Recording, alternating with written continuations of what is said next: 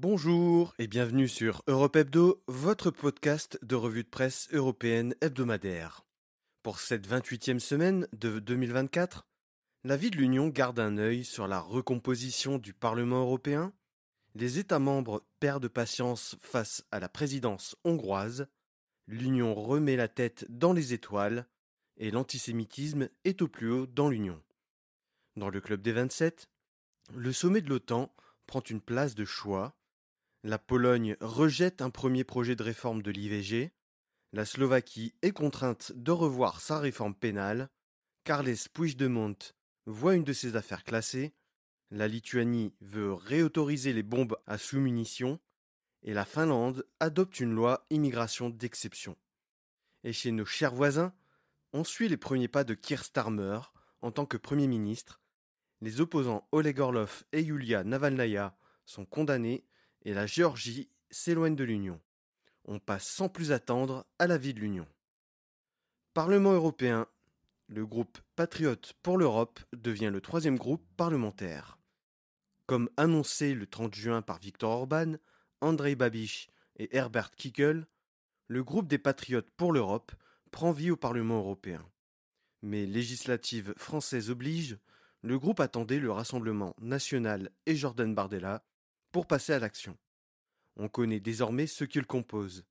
Outre le RN, ANO et le Fidesz, on y retrouve le Parti pour la liberté de Geert Wilders, les Portugais de Chega, les indépendantistes flamands du Vlaams Belang, les Espagnols de Vox, le parti italien La Lega de Matteo Salvini, le Parti chrétien-démocrate hongrois, le Parti populaire danois et quelques membres du parti polonais Confédération.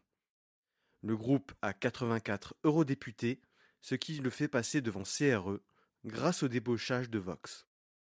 C'est bien Jordan Bardella qui obtient la présidence du groupe parlementaire.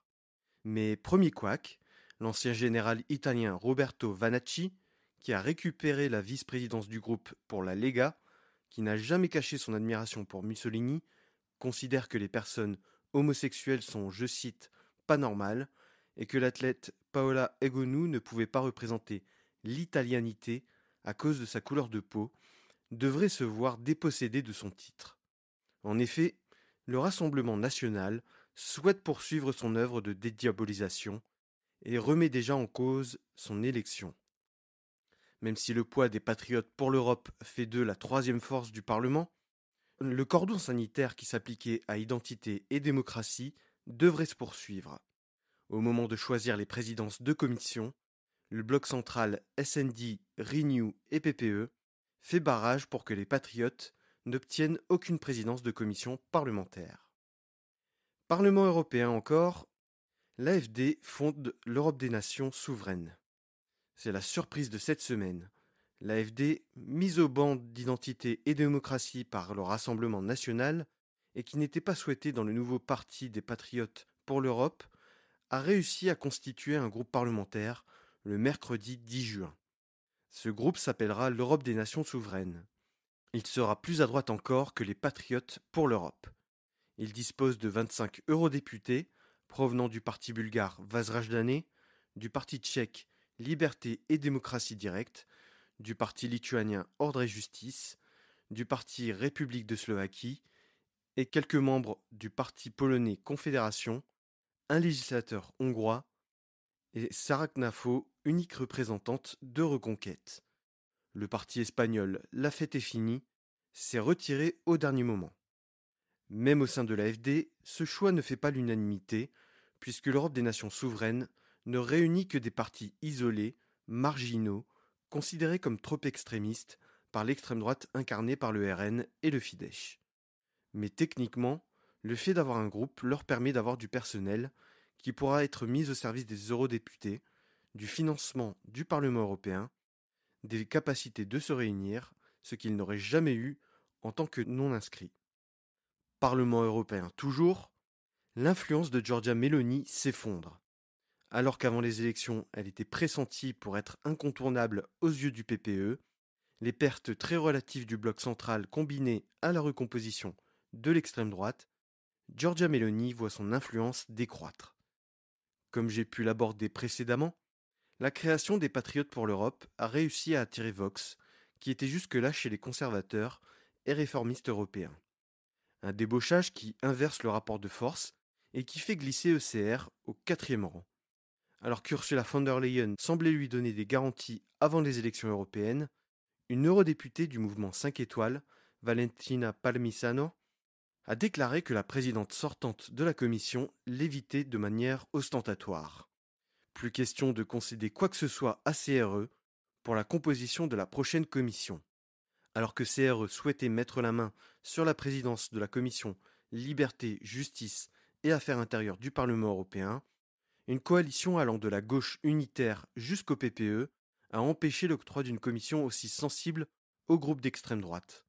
La crainte vient principalement de la loi Nordio, approuvée mercredi 10 juillet par la Chambre des députés italiens, qui réforme le délit d'abus de pouvoir, modifie le délit de trafic d'influence et restreint la publication des écoutes téléphoniques par les journalistes.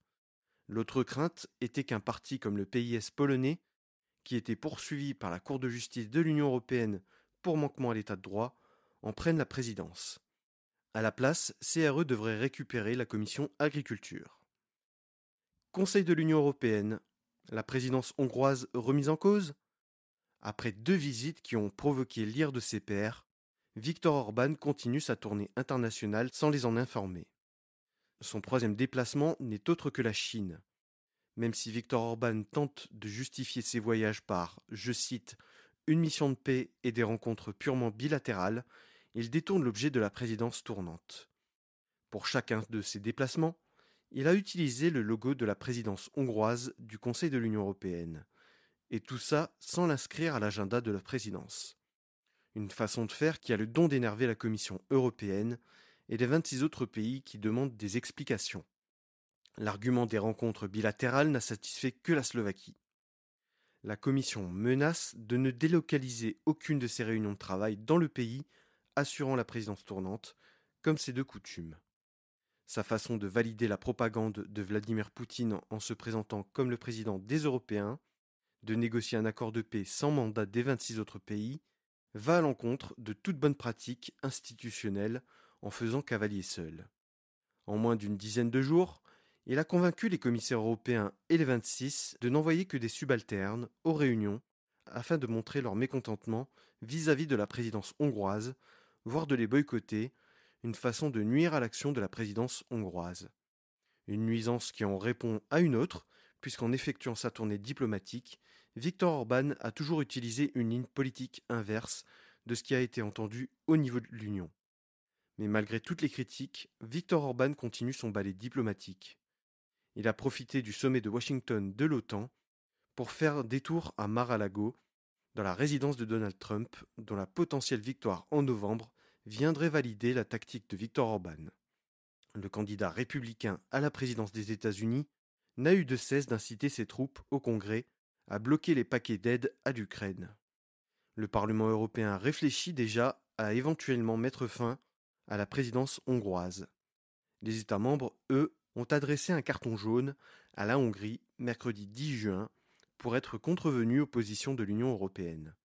Une sanction qui ne devrait pas faire changer de comportement la Hongrie, qui, par l'entremise de son ministre des Affaires européennes, János Böke, a indiqué que le boycott des ministres des autres États membres ne les empêcherait pas de travailler comme ils le souhaitent.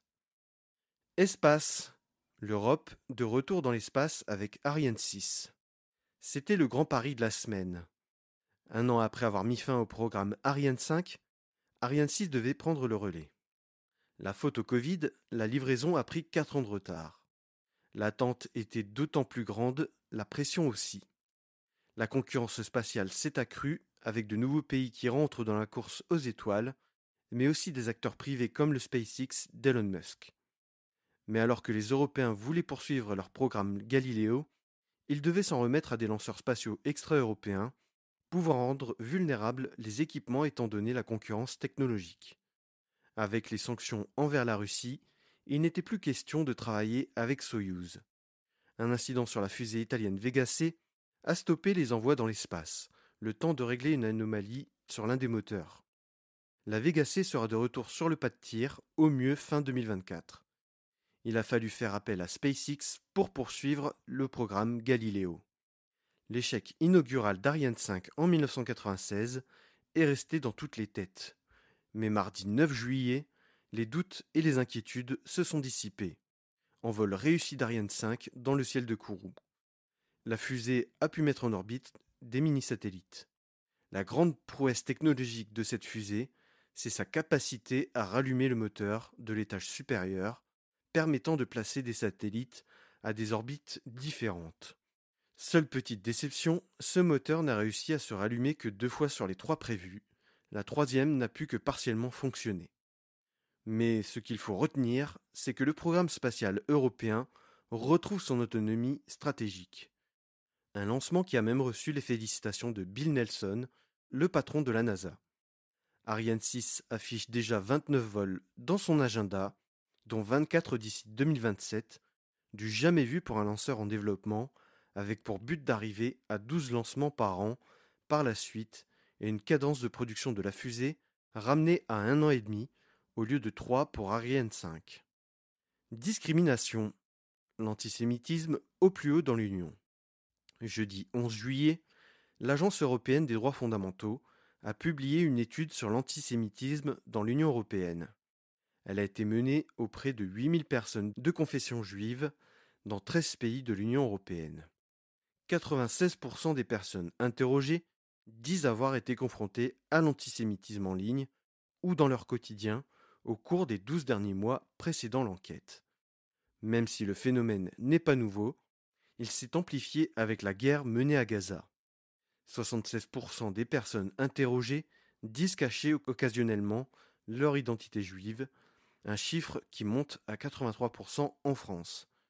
34% évitent même de se rendre à des événements ou sur des sites juifs par sentiment d'insécurité.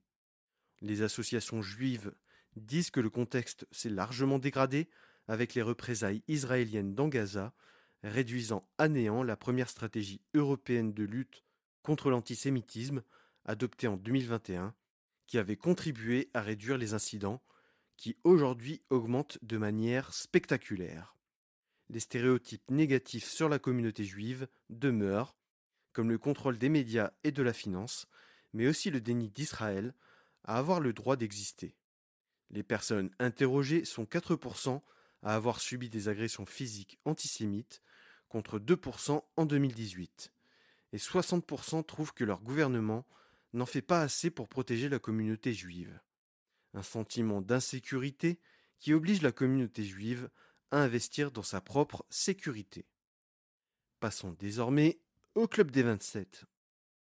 OTAN, le sommet de Washington, réaffirme le soutien à l'Ukraine. C'est certainement le dernier grand sommet de l'organisation du traité de l'Atlantique Nord pour son secrétaire général, le Norvégien Jens Stoltenberg, qui laissera sa place à Mark Rutte le 1er octobre.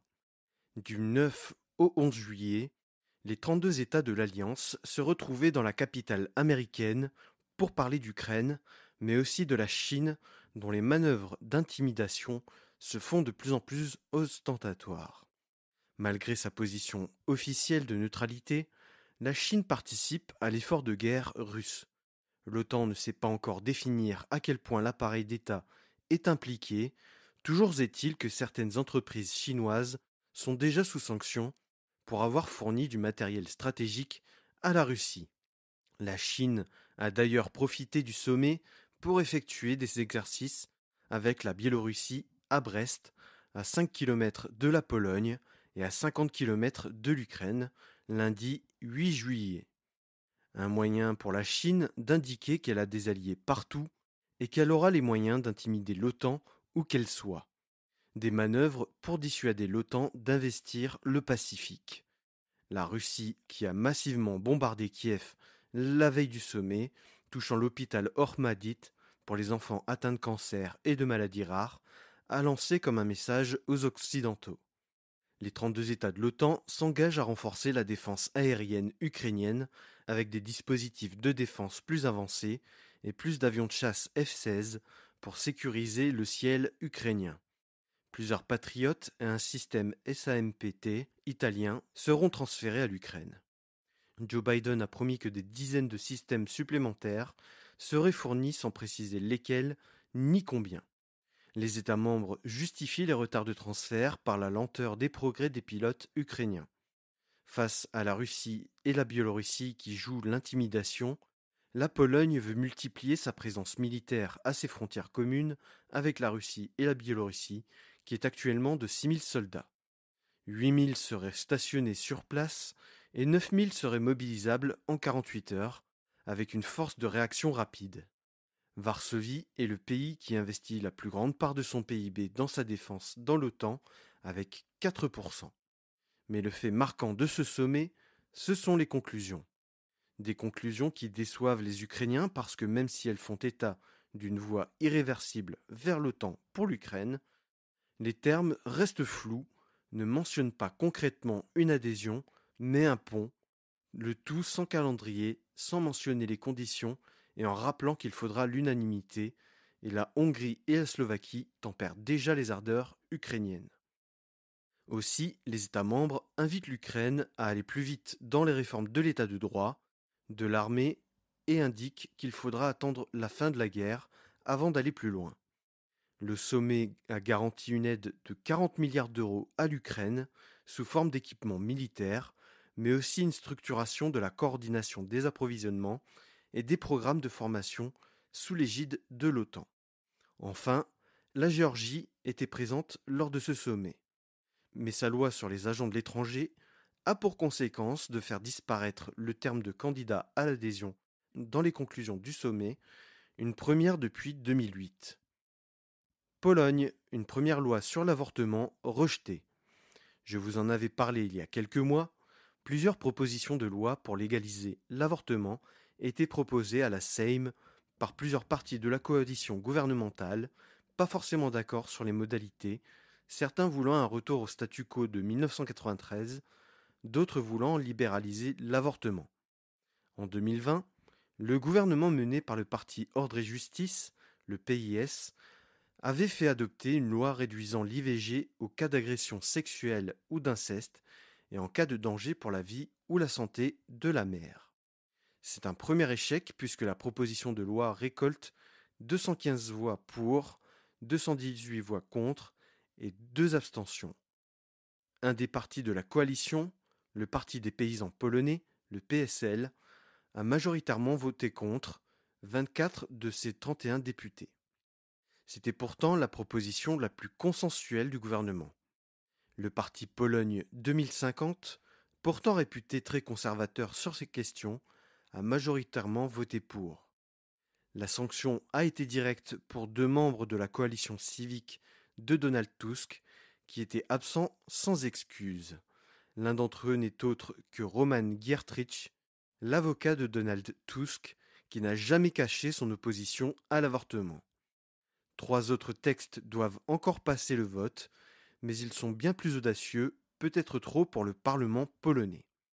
2 propositions de loi incluent une disposition de légalisation de l'avortement jusqu'à 12 semaines sont actuellement en examen en commission parlementaire spéciale. Slovaquie, Bratislava contraint de réviser sa réforme du code pénal. C'était la première mesure phare du nouveau gouvernement Fico cet hiver. La Cour constitutionnelle slovaque a donné son feu vert pour l'application de la loi, tout en admettant qu'elle pourrait bien porter atteinte à l'état de droit et que l'Union européenne pourrait bloquer les fonds de cohésion à destination de la Slovaquie. Mercredi 10 juillet, le gouvernement a donc présenté un amendement au Parlement slovaque pour prendre en compte les objections de la Commission et de la Cour constitutionnelle. C'est le 4e amendement de la réforme. Un amendement qui va se concentrer sur les dispositions protégeant les intérêts financiers de l'Union européenne, les peines en cas d'utilisation abusive des fonds européens et les délais de prescription de ceux-ci qui avaient été revus à la baisse. L'opposition reproche une énième modification du texte qui va finalement inscrire dans le marbre l'amnistie du chef du gouvernement, visé par plusieurs enquêtes avec son entourage, Robert Fico étant soupçonné d'avoir des liens étroits avec la mafia italienne. En dehors des intérêts de l'Union, les autres dispositions ont été jugées constitutionnelles, comme la réduction de peine pour crimes graves, dont la corruption, une réduction globale des délais de prescription et l'abolition du bureau du procureur spécial chargé des affaires de corruption. Les dispositions jugées inconstitutionnelles sont celles qui faisaient état de la rétroactivité des lois. Espagne, Carles Puigdemont voit une des accusations abandonnée. Je vous en parlais la semaine dernière, le tribunal suprême espagnol n'avait pas abandonné toutes les charges à l'encontre de Carles Puigdemont suite à la tentative de sécession par référendum de la Catalogne en 2017. Les chefs d'accusation de terrorisme et de détournement de fonds publics ne rentraient pas dans le type de crimes et délits pouvant faire l'objet de l'amnistie. La magistrate Susana Polo a pris la décision de classer sans suite le dossier constitué pour terrorisme pour un vice de procédure. Le juge qui instruisait l'affaire avait prorogé les investigations après que la date limite soit passée. Carles Puigdemont n'aura donc pas à répondre des accusations à son encontre concernant les manifestations de 2019 après que les responsables indépendantistes aient été condamnés par la justice espagnole. Des manifestations menées par une plateforme nommée Tsunami Démocratique qui a bloqué l'aéroport de Barcelone. Les juges espagnols tentaient de démontrer que Carles Puigdemont et d'autres responsables indépendantistes en étaient les instigateurs. Lituanie. Le pays veut sortir de la convention d'Oslo. C'est un signe qui inquiète particulièrement les ONG et notamment Handicap International. La convention d'Oslo interdit la production, le stockage et l'utilisation de bombes à sous-munitions. Les bombes à sous-munitions, ce sont des missiles qui, en plein vol, projettent une pluie de petites bombes. Jeudi 11 juillet, le Seimas, le Parlement lituanien, a voté en première lecture le retrait du pays de la convention d'Oslo. La Lituanie argue que ce type de missile est utilisé par la Russie en Ukraine et que dans l'éventualité d'un conflit avec la Russie, elle souhaiterait avoir un arsenal complet et diversifié pour répondre. L'ONG Handicap International rappelle que les bombes à sous-munitions ont une précision nulle et que le danger réside dans le fait que les bombes ne se déclenchent pas toutes à l'impact, pouvant faire des victimes bien après le largage, et la plupart du temps, ce sont des civils qui en sont victimes, à 95% d'après Handicap International. Si la Lituanie allait au bout de ses intentions, ce serait le premier des 124 pays signataires à quitter la convention signée en 2008. La Roumanie, la Pologne, la Finlande n'ont pas signé la convention et donc disposent de telles armes car ils estiment qu'ils ne peuvent pas y renoncer compte tenu des enjeux de sécurité qui les concernent, mais ils reconnaissent la portée humanitaire du texte. Le vote final du texte devrait avoir lieu le 18 juillet et Handicap International va tenter de renverser la vapeur pour empêcher que le texte passe. Finlande, une loi anti-immigration d'exception. Vendredi 12 juillet, le Parlement finlandais a adopté un projet de loi autorisant les gardes-frontières à refuser l'entrée de demandeurs d'asile à leurs frontières avec la Russie sans examiner leur demande sous certaines conditions. La loi vise à limiter l'instrumentalisation des demandeurs d'asile par la Russie pour mettre en difficulté les autorités finlandaises depuis leur entrée dans l'OTAN. 1000 migrants se sont présentés à la frontière à l'automne dernier sans visa. La frontière avec la Russie a été fermée mi-décembre pour une durée indéterminée pour empêcher, je cite, des attaques hybrides russes. Les points d'accès seront limités ainsi que les périodes de dépôt de demande d'asile. Ces mesures pourront être activées pendant 1 mois dans des zones délimitées du pays si sa sécurité et sa souveraineté sont menacées. La loi prévoit des exceptions telles que les demandeurs d'asile en situation de vulnérabilité, c'est-à-dire les enfants et les personnes en situation de handicap. L'éligibilité de leur demande devra être examinée par les gardes-frontières sans possibilité d'appel. Cette loi contrevient à de multiples engagements internationaux de la Finlande en matière de droits humains et même à sa propre constitution. Le commissaire aux droits de l'homme du Conseil de l'Europe, Michael O'Flaherty, et le Haut-Commissariat des Nations Unies pour les réfugiés avaient demandé au gouvernement finlandais de retirer ce texte. Passons enfin à la rubrique Nos chers voisins. Au Royaume-Uni, les premiers pas de Keir Starmer en tant que Premier ministre. À peine arrivé au 10 Downing Street, Keir Starmer met en place quelques-unes de ses promesses. Et ça commence par l'accord signé avec le Rwanda pour l'envoi de demandeurs d'asile qu'il enterre purement et simplement. Seules 4 personnes avaient accepté de s'y rendre, le projet étant jusqu'ici sur base du volontariat. Le projet avait été bloqué par la Cour suprême, qui estimait la loi illégale puisque le Rwanda ne pouvait pas être qualifié d'État sûr, car il est adepte du refoulement vers le pays d'origine.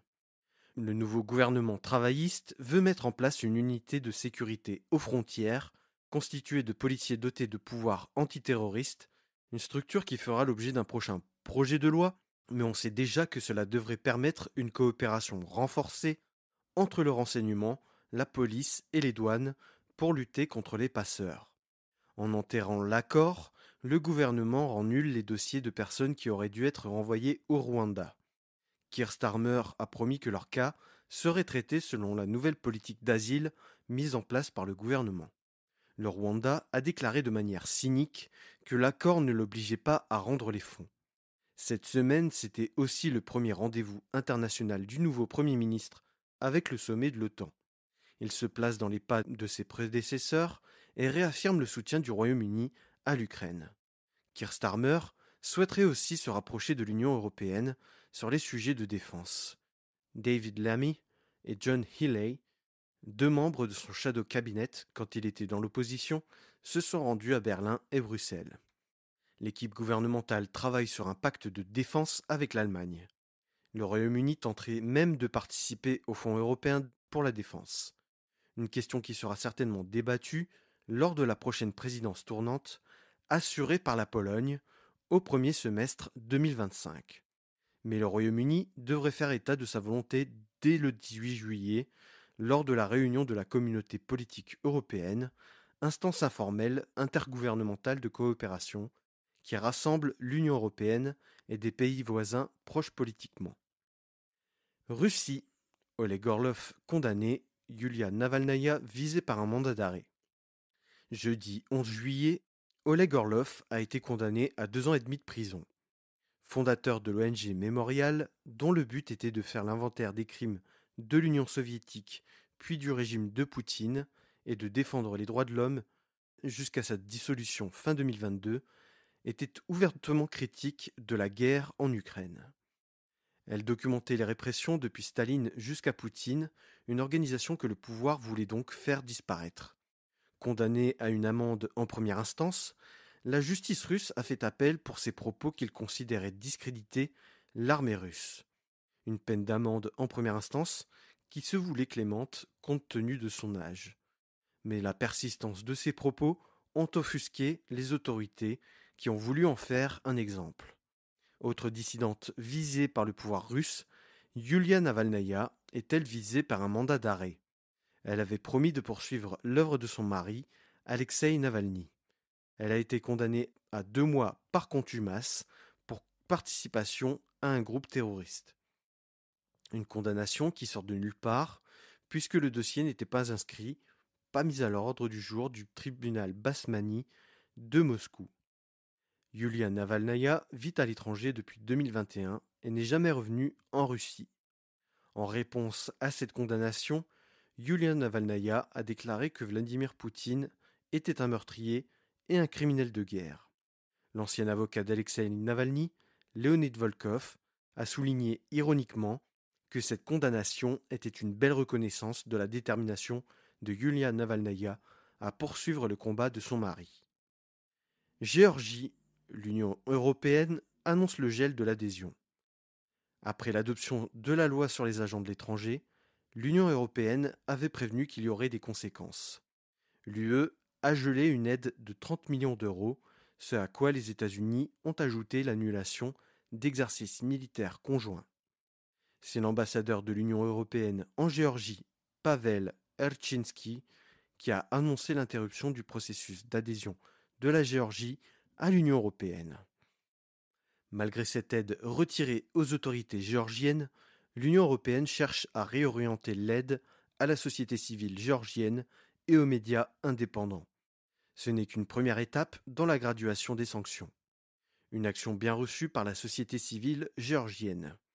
Le ministre des Affaires étrangères géorgien, Ilya Darchiashvili, présent pour le sommet de l'OTAN à Washington, a indiqué ne pas voir le rapport entre le gel des fonds et la loi sur les agents de l'étranger et trouve cette décision incompréhensible compte tenu des enjeux de sécurité du pays, notamment en Abkhazie et en Ossétie du Sud. Voilà, c'est tout pour cette semaine. Merci d'avoir écouté Europe Hebdo.